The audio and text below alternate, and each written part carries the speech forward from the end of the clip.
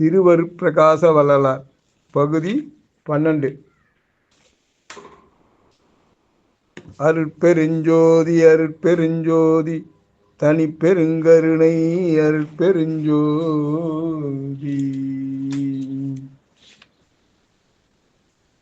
திருவருட்பிரகாச வள்ளலார் தொடரில் நேற்று நாம் 11வது பகுதியை பார்த்தோம். இன்று 12வது பகுதியை தொடர்ந்து பார்க்கலாமா? காஞ்சிபுரம் மகா வித்வான் சபாபதி முதலியார் மாணவர்களுக்கு பாடம் போதித்து கொண்டிருந்தார். காலை வேலை என்பதால் மாணவர்களும் உற்சாகத்தோடு அந்த பாடத்தை கேட்டு கொண்டிருந்தார்கள். மாணவர்களே, இன்றைக்கு நான் உங்களுக்கு பாடம் சொல்லப் போவது சேக்கிழார் பெருமான் அருளிய திருத்தொண்டர் புராணம் பற்றியதாகும் என்றார் அவர். இது பெரிய புராணம் என்று போற்றப் பெறுவதாகும். சைவ சமயம் பற்றி எழுந்த புராணங்களுள் முதல் புராணம் இது. திருமுறை பகுப்பில் 12ஆம் திருமுறை என போற்றப்படும் சிறப்புடையதும் இதுவாகும். பெரிய புராணம் உயிர்கள் பெற வேண்டிய பெரும் பயனை எடுத்துச் சொல்வதால் ஒரு ஞான நூலாகும். இறைவனை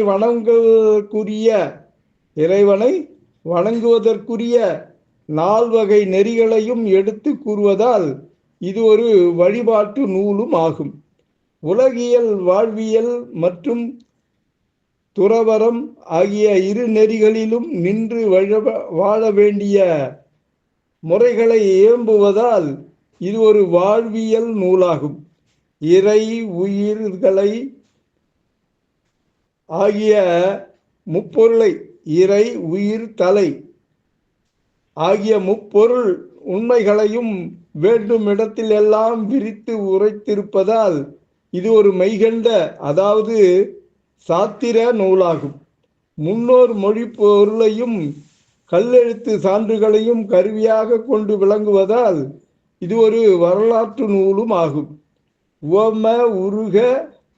ஓம உருவக அழகு சொல்லடுக்குகள் இயற்கை வர்ணனை இலக்கண நுட்பம் முதலியவற்றை ஆங்காங்கு எடுத்து காட்டுவதால் இது ஓர் இலக்கிய நூலும் ஆகும். தேவார மூவர் அருளிய திருமுறைகளில் காணும் திட்ப நுட்பங்களை ஆங்காங்கு விரித்து உரை செய்திருப்பதால் இது ஒரு ஞான விரிவுரை நூலும் ஆகும். இங்கனம் உள்ளும் பொருளும் இது தன்னகத்தே கொண்டு விளங்குகிறது. அவையெல்லாம் நன்மை செய்ய தூண்டுகிறது. அவையெல்லாம் நம்மை இறைவனின் அருளுணர்வுக்கு அழைத்து செல்வனவாகவே அமைக்கப்பட்டிருக்கின்றன. இத்திறம் இப்பெரும் நூலுக்கே உண்டு எனில் அது மிகையாகாது என்று சொல்லிவிட்டு ஆசிரியர் மாணவர்களை பார்த்தார். ஆசிரியரின் குறிப்பறிந்து மாணவர்கள், தாங்கள் சொல்லிய பாடம் எங்களுக்கு நன்றாக புரிந்தது ஐயா என்றார்கள். மாணவர்கள் பதில் ஆசிரியருக்கு மிகுந்த மகிழ்ச்சியை கொடுத்தது. அப்போது வகுப்பறை வாயிலில் நிழலாடுவதைக் கண்டு சபாபதி முதலியார் அந்த பக்கம் தன் பார்வையை திருப்பினார். ராமலிங்கத்தை அழைத்து கொண்டு அங்கே வந்த சபாபதி பிள்ளை தங்களை ஆசிரியர் பார்ப்பதை கண்டதும், வணக்கம் ஐயா, வணக்கம் என்று பெரிய கும்பிடு ஒன்றை அவருக்கு போட்டார் சபாபதி முதலியாருக்கு. அவர் ஆசிரியர், தன்னுடைய முன்னாள் ஆசிரியர் அவர். பழைய மாணவர் சபாபதி பிள்ளை ஒரு சிறுவனோடு இப்படி பவ்யமாக வந்து நின்று வணங்கியதை கண்டு ஆசிரியர், வணக்கம் வணக்கம், வாருங்கள் சபாபதி என்று உற்சாகத்தோடு அவர்களை வரவேற்றார். ஆனாலும் தாங்கள் மாணவர்களுக்கு பாடம் நடத்தும் போது இப்படி குறுக்கிடுவதற்கு என்னை மன்னித்தருள வேண்டும் ஐயா என்று தயங்கபடி கூறிக்கொண்டு ராமலிங்கத்தோடு அவர் எதிரே வந்து நின்றார் சபாபதி பிள்ளை. பரவாயில்லை, சொல்லுங்கள் சபாபதி, தாங்கள் என்ன வேலையாக என்னிடம் வந்தீர்கள்? யார் இந்த பையன் என்று கேட்டார் சபாபதி முதலியார். ஆசிரியர் கேட்டதுக்கு நேரடியாக பதில் சொல்ல தயங்கி, தாங்கள் எனக்கு ஒரு பேருபகாரம் செய்ய வேண்டும், அருள் கூர்ந்து மறுத்து விடாமல் இந்த உபகாரம் செய்வீர்களாக என்று கேட்டுக்கொண்டான். பணிவோடு விண்ணப்பித்துக் கொள்கிறேன். மறுத்துவிடல் ஆகாது என்று முதலிலேயே பணிவோடு விண்ணப்பித்து கேட்டுக்கொண்டார் சபாபதி பிள்ளை. என்னால் இயன்றதை செய்கிறேன் என்றார் ஆசிரியர். தங்களால் ஏலம் என்றே நம்பி வந்திருக்கிறேன் ஐயா என்றார் சபாபதி பிள்ளை. சரி, அப்படியானால் தயங்காமல் கூறுங்கள் சபாபதி என்றார் ஆசிரியர். உடனே சபாபதி பிள்ளை ராமலிங்கத்திடம், ஆசிரியர் பெருமானுக்கு வணக்கம் சொல் ராமலிங்கம் என்றார். தம்பிக்கிட்ட சொல்றார், இந்த ஆசிரியருக்கு வணக்கம் சொல்லு அப்படின்னு. ஆசிரியரை பார்த்து பணிவோடு கரங்குவித்து வணக்கம் ஐயா என்றான் ராமலிங்கம். பதிலுக்கு புன்னகையோடு நன்று வணக்கம் என்று ஆசிரியர் சபாபதி பிள்ளையை பார்த்தார். சபாபதி பிள்ளை ராமலிங்கத்தை காட்டி, ஐயா, இவன் என்னுடைய தம்பி, பருவத்தே பைசை என்பது போல 5 வயதிலிருந்தே இவனுக்கு நானே கல்வி அபியாசம் செய்து வந்தேன். ஒன்றும் பயன்படவில்லை. கோயில் குளம் என்று வீணாய் சுற்றி வருகிறான். பாசம் தடுப்பதால் கண்டிக்கவும் முடியவில்லை. தந்தையற்ற தனையன் என்பதால் தண்டிக்கவும் முடியவில்லை.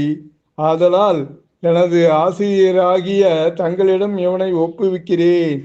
என்னை கல்வியில் ஆளாக்கியது போல் இவனையும் ஆளாக்க வேண்டும். ஆமாம் ஐயா, எப்படியாகிலும் இவனை படிப்பில் முன்னுக்கு கொண்டு வர வேண்டும். தாங்கள் இந்த பேருதவியை செய்ய வேண்டும். என் ஜென்மம் உள்ளளவும் இதனை நான் மறக்கவே மாட்டேன். ஏதோ என்னால் இயன்ற உபகாரம் செய்கிறேன். இனி தங்கள் பொறுப்பு. தங்கள் பையன் என்று பணிவோடு தம்பிக்காக அவனிடம் வேண்டிக் கொண்டான். இனிமேல் இவன் என்னுடைய பையன், நான் பார்த்துக்கிறேன் அப்படின்ட்டாரு ஆசிரியர். நல்லது, அப்படியே ஆகட்டும் சபாபதி, தாங்கள் போய் வாருங்கள், நான் பையனை பார்த்து கொள்கிறேன் என்று ஆசிரியர் சபாபதி பிள்ளைக்கு விடையளித்தார். நன்றி ஐயா, நான் வருகிறேன் என்ற சபாபதி தம்பியை பார்த்து, ராமலிங்கம், ஆசிரியர் சொல் கேட்டு ஐயமர கல்வி கற்று வர வேண்டும். முன்பு போல் இருக்கக்கூடாது, சரிதானே என்றார். உத்தரவு அண்ணா. சரி, வருகிறேன், சமர்த்தாய் இரு. சரி அண்ணா. சபாபதி பிள்ளை மீண்டும் ஆசிரியரை வணங்கிவிட்டு கிளம்பினான். அவர் போனதும் ஆசிரியர் ராமலிங்கம், உனது தமையனார் சபாபதி உனக்கு என்னவெல்லாம் பாடம் சொல்லி வைத்தார் என்று ராமலிங்கத்திடம் கேட்டார் சபாபதி முதலியார். தாங்கள் அவருக்கு சொல்லிக் கொடுத்த பாடங்களை எல்லாம் எனக்கு சொல்லிக் கொடுத்தார் ஐயா, எனக்கு பதில் சொன்னார் ராமலிங்கம். நீங்கள் என்னென்ன பாடம் அவருக்கு சொல்லி கொடுத்தீங்களோ அத்தனை பாடமும் எனக்கு எங்கள் அண்ணா சொல்லி கொடுத்தார். அவற்றில் ஏதேனும் ஒன்றை சொல்லேன் கேட்கிறேன் என்றார் ஆசிரியர். ராமலிங்கம் பதில் ஏதும் சொல்லவில்லை. அப்படியே பேசாமல் நின்றிருந்தான். அவன் நிலையை வேறு விதமாக புரிந்து கொண்ட ஆசிரியர் சபாபதி முதலியார், என்ன பேச மாட்டேன் என்கிறாய், என்னப்பா அது அப்படி என்று கேட்டார். ஓ, முதல் நாள், ஆசிரியரும் புதியவர், அச்சமாகத்தான் இருக்கும். சரி, நாளை பார்த்து கொள்வோம். போய் முதல் வரிசையில் உட்கார், அப்படி உட்கார் என்று அவனுக்கு உத்தரவிட்டார். ராமலிங்கம் சரி ஐயா என்றவன் முதல் வரிசையில் ஆசிரியர் காட்டிய இடத்தில் போய் அமர்ந்து கொண்டான். ஆசிரியர் பெரிய புராணத்தை தொடர்ந்து பாடம் சொல்ல தொடங்கினார். மாணவர்களும் ஆர்வத்தோடு பாடத்தை கவனிக்க ஆரம்பித்தார்கள். ஆனால் ராமலிங்கமோ பாடத்தை கவனிக்கும் நிலையில் அப்போது இல்லை. அவன் நினைவெல்லாம் கந்தக்கோட்டத்து பெருமானிடம் இருந்தது. திருவருட்பிரகாச வள்ளலார் தொடரில் நாளைய பகுதியில் சந்திப்போமா? வள்ளலார் திருவடிகளே சரணம். அன்புடன் எம் தணிகானந்தம், சேந்தமங்கலம். வணக்கம்.